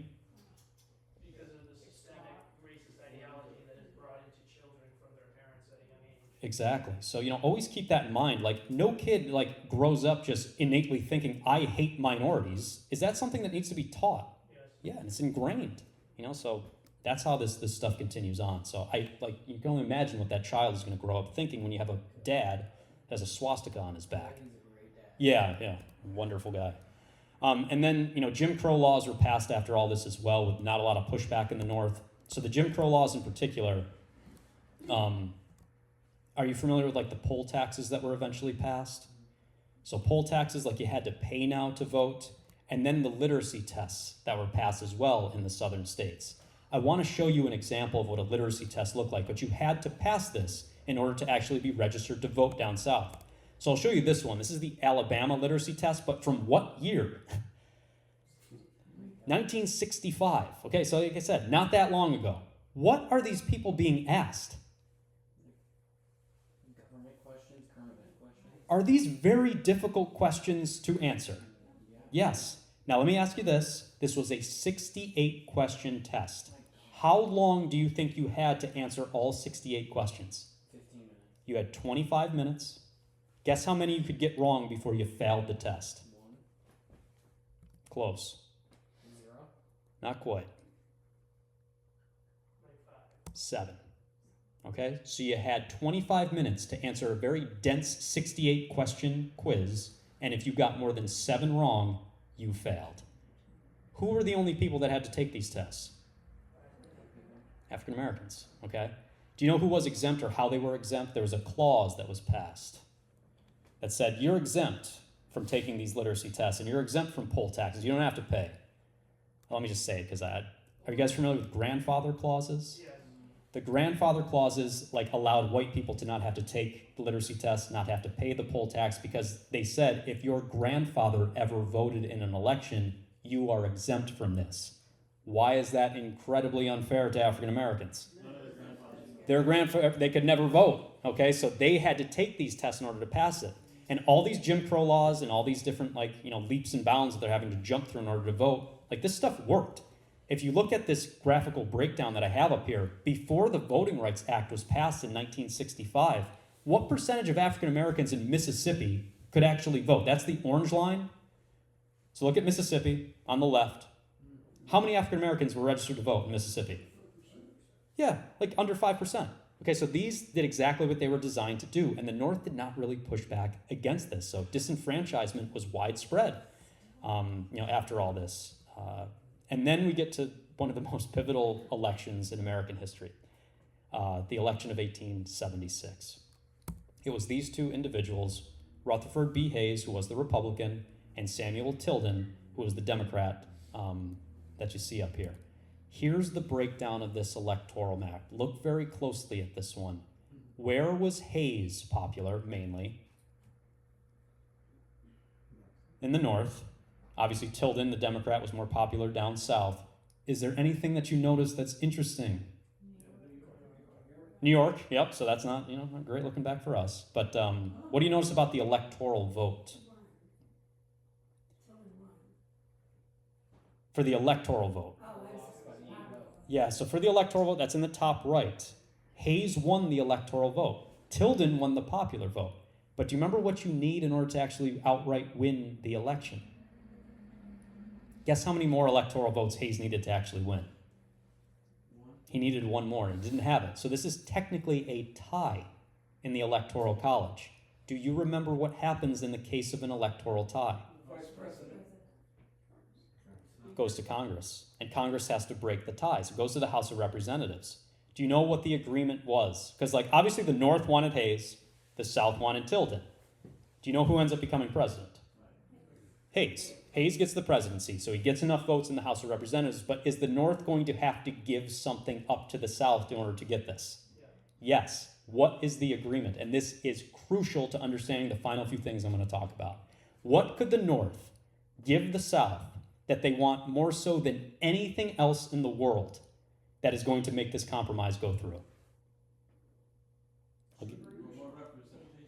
Good guess. What would the South love to get rid of? Or who would the South love to remove down south? Union troops. So that's the agreement. Without Union troops down south, what can the South now do? Anything that they want. So that's what the Compromise of 1876 leads to. So this agreement gets struck. Hayes becomes president. The Republicans, the North, get their president. Now, do you think Hayes was some incredibly helpful and progressive president in order to, give in to the South? No. Hayes is also the president that broke up the railroad workers' strike the next year and sent in federal troops to slaughter workers, so he's not some progressive champion, so he wasn't even a great president or anything. And federal troops get removed from the South. So that's the big change that ultimately occurs. That's when the KKK starts running wild down south. They're able to operate, no holds barred. All the civil rights amendments, or Civil War amendments, start to fall by the wayside. And I love this cartoon. This, to me, summarizes the failures of Reconstruction better than any other graphic that I have shown you. Who is on the right of this picture, puffing out his chest and looking super proud, do you think? The Confederates. Who is the guy that's downtrodden, has a leg amputated, and is beaten down on the left? Union soldiers. I know it's small. Can you read what the gravestone says? And I think that is crucial.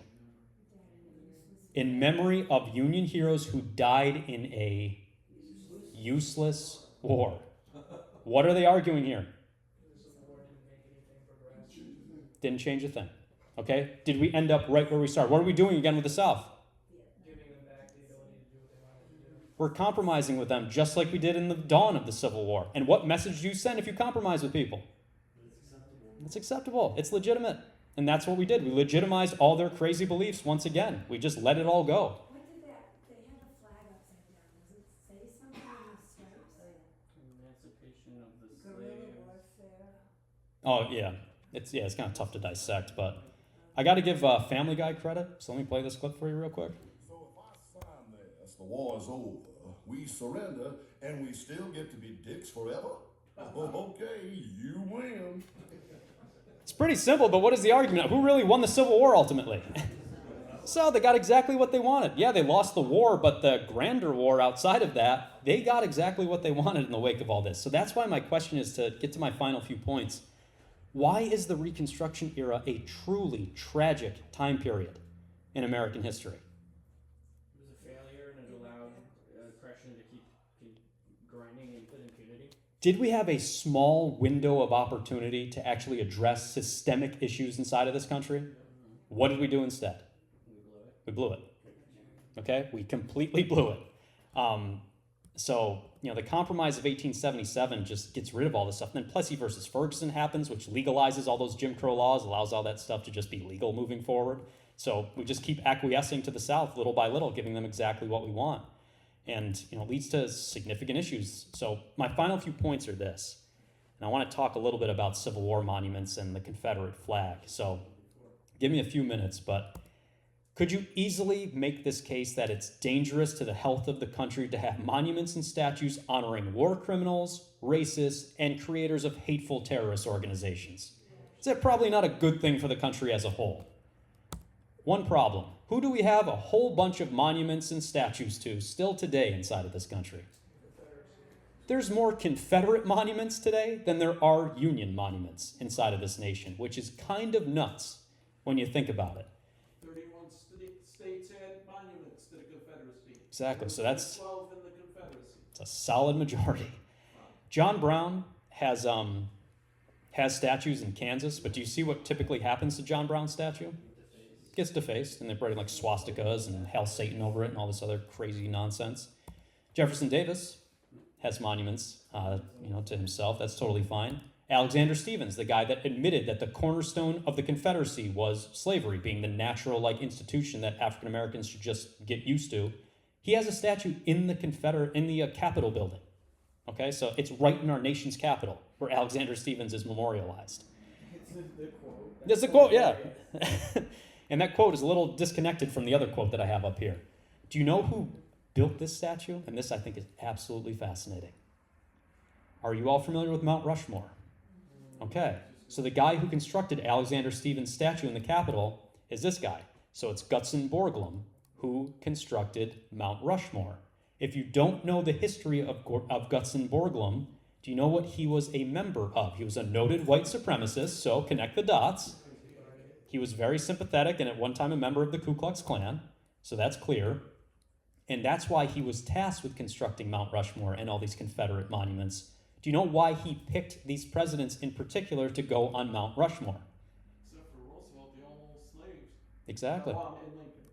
Yeah, so Borglum built a whole bunch of Confederate monuments. He, sculpted Mount Rushmore in particular. But for Mount Rushmore, he picked these 4 people because in his eyes, they were all perfect symbols of white supremacy. So, it makes sense that he was the one that constructed Alexander Stephens' statue as well, because that's what this guy was all about. Member of the KKK, a white supremacist, and yeah. The only problem multitude of problems that I have with this. Borglum is on the National Park Service website, but what is not mentioned at all about him on our National Parks Service website? His ties to white supremacy. None of that's mentioned at all. Okay, so that's just not even a part of it. So we just ignore that piece of history, which is incredibly dangerous. Then Nathan Bedford Forrest, the guy who co-founded the KKK, has a number of monuments. Now, thankfully, the next monument I'm going to show you is maybe the ugliest monument I've ever seen in the history of the world. You probably see it. So that's in Nashville, Tennessee. So that's Nathan Bedford Forrest's monument. Yeah, very. It is. That's a bad one. So, yeah, I don't know who constructed that one, but man, pretty rough for that guy. But Henry Wurz, still has a monument in Georgia, like I showed you, the guy who ran the Andersonville prison camp. Robert E. Lee, had a statue down in Virginia for a long period of time. It wasn't until 2021 that this was finally taken down. Do you know what this has been replaced with that's much more positive? No, it has. It's the Emancipation and Freedom Monument. So this is actually nice. It's 10 Virginians who fought against slavery. So Nat Turner's up there, who I mentioned at my last class. Dred Scott's up there as well. So some people that you might recognize. So we decided to make this change. And then the last state to have the Confederate flag as part of its state flag, Mississippi. Do you know when Mississippi finally changed its state flag? Just 3 years ago, I believe. But there was a big pushback against this down south. They did not want that flag taken off of their state flag. And here's some of their signs. Yep, so exactly what you might think. Here's a great meme. I don't understand history, and I have to protect my kids from understanding it. So they don't want real history being taught. So the state flag was finally changed in 2021. That's what the state flag looks like today. But this is my final point. There's a small but very vocal group of people that believe that removing statues of Confederate leaders is erasing or censoring the past. Why is that simply not true? Right. Will we still teach about these individuals? Just what won't we do with them? Honor them, glorify them. So let me give you a historical parallel to this, okay? Hitler's bunker with Germany, okay? That's where Hitler committed suicide, right? That's where his life ended. What do you think is there today? Is it a monument to Hitler or is it something else in Germany?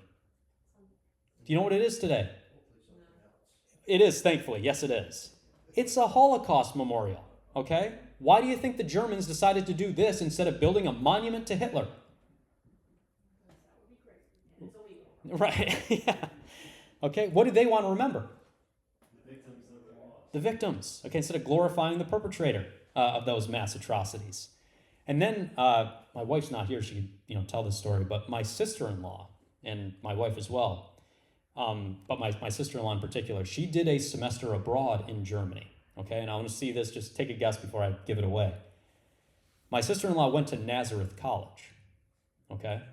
She was instructed not to wear any Nazareth attire inside of Germany. Do you know why not?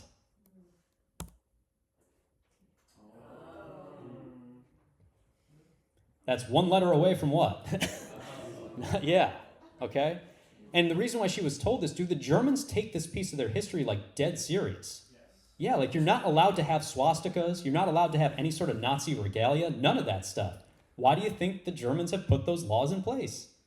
To stop history from repeating. They want to stop history from repeating itself. What do we do instead?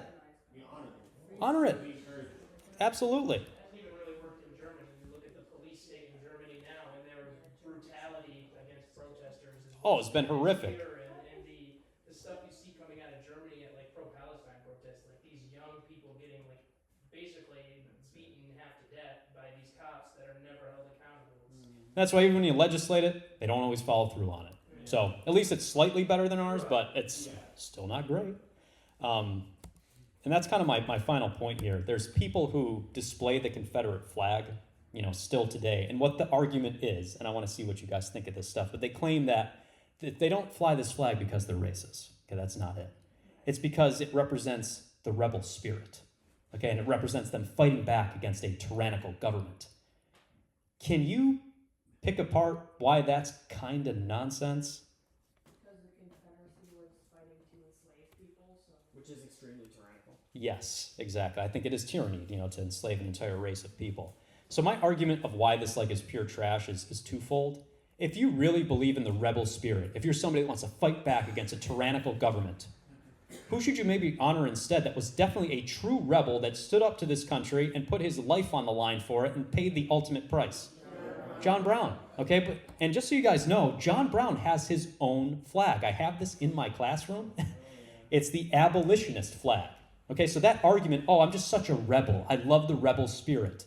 Then fly this flag. Otherwise, what are you kind of admitting about yourself? Yeah. Okay, so the other thing, you guys still see this today. Are there people in our area that fly the Confederate flag? Yeah, and I'll tell you this, when my son was playing baseball, our home games were in Deansboro. Right across from his baseball field was a house openly displaying the Confederate flag. I had to drive past it every single game that my kid played. And my argument of why that's also ridiculous, where was John Brown from? He's from up here. He's from upstate New York. So if you want to honor the heritage of New York, there's a much better flag that you could actually fly if you really believe in those notions of rebellion and fighting against a tyrannical government. So that's kind of nuts, to say the least. But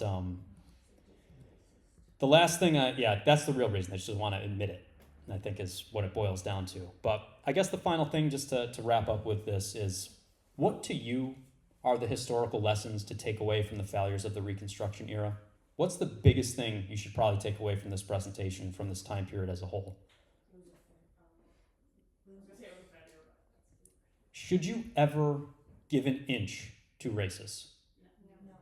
Why not? Because they'll take a mile. They're going to take a mile, okay? And that's the connection that I want to make. If I'm going to give you guys a couple pieces of literature that I think will be great if you want to take a deeper dive into this stuff. This just came out this week, and I've only read one of the essays so far. But the argument is this: what should we have done with the Confederates after this war was over? Should have executed them. Okay? Would that have sent a clear message to people in this country? Yeah. Okay, so this book just came out as a series of 17 essays that go through like his arguments of why this should have happened and how much different society would be today if we actually directly address this issue. Because my other point is this: would the civil rights movement have been necessary if we got Reconstruction right? No. Would the Black Lives Matter movement have happened if we got Reconstruction right? No. That's why it's such a tragic time period. This should never have happened. We should have addressed this back in the 1860s and 70s. Instead, we let it fester, we let it grow. Like I said, racism is like a cancer. You let that run wild, it's going to lead to crap like this. And it's going to lead to the Black Lives Matter movement, which again, I'm arguing never should have happened. And now, we have this back in our streets. Okay, you have neo-Nazis, you have Confederates just running roughshod around the country. You have Stephen Miller now as part of the Trump administration, who is, basically a Nazi. If you actually read some of his rhetoric, he is. He's just like Joseph Goebbels. And then you have like Pete Hegseth, the Secretary of War now, who has Christian nationalist tattoos all over his body. So that's the point that I'm trying to make. We didn't address this in the past, and now what? It's all back. Okay, it's come right back to where it was initially. And now even like you're seeing all the Voting Rights Act that was passed in 1965 is slowly being eroded, and those constitutional rights for African Americans are being taken away little by little.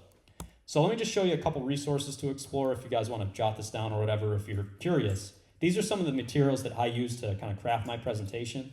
But Gary Brecker is the guy who wrote this series of essays called They Should Have Been Hanged, but it's 17 essays that go through the ins and outs of some of the stuff that I covered. So I just started it, but it's pretty fascinating.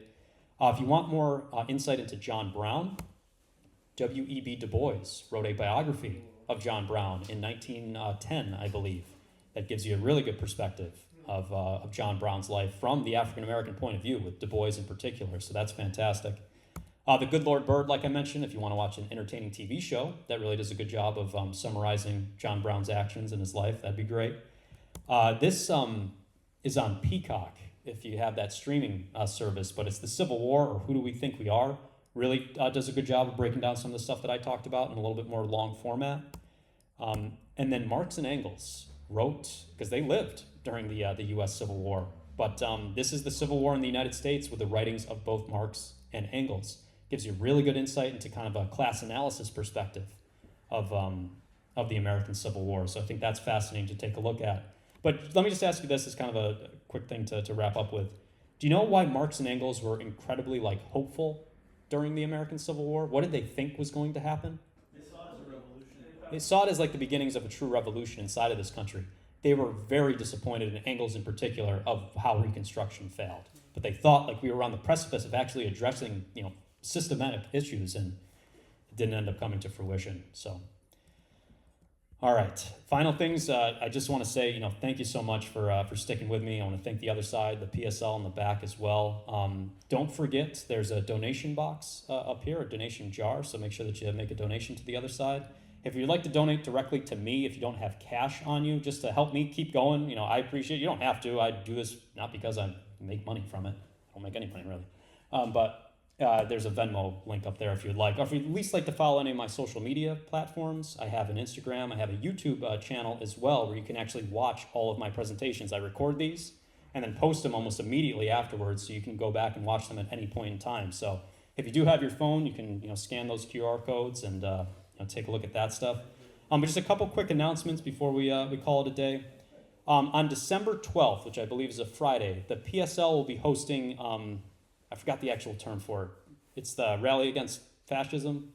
Oh, yes, the speaking event, I believe. Yes. So I think Jody Dean. Yes, Jody Dean wrote a book. I can't remember the name of it right now. I'm not super knowledgeable in it, but yes, they are hosting an event. and that event will be right here, of kind of a talk about U.S. imperialism, I believe, is what they're going to tackle. The book is related to U.S. imperialism and the historical context of it. Yeah, so that should be pretty fascinating. So that's Friday, December 12th. It'll be right here at the other side. If you're interested in, kind of global issues when you're looking at U.S. imperialism and the impacts that our country has around the world. But yeah, if you guys can pay attention to my social media platforms, you'll see where I'm going to be at next. Next presentation will probably be right back here, I'm hoping. I just haven't locked in anything because, I have a 7-year-old and a lot of professional responsibilities as well. So I try to do this as much as I possibly can, but just know, once again, from the bottom of my heart, I really appreciate everybody showing up. It means a lot to me. I love doing this work, and I just want to keep doing it for as long as possible. So thank you all very much. If you have any questions, you can come up and talk to me afterwards, but I really appreciate it, and we'll hopefully catch you next time. Thanks.